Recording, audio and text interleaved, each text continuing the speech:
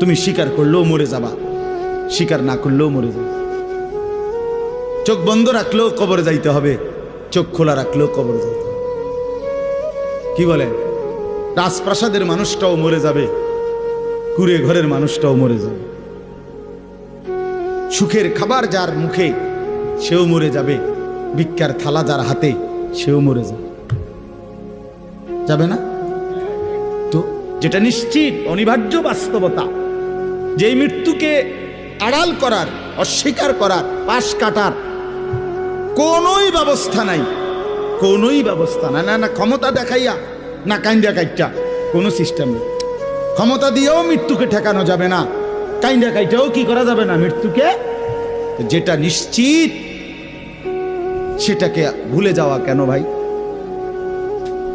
কেন ভুলে যাব আমরা? আল্লাহর নবী সাল্লাল্লাহু আলাইহি ওয়াসাল্লাম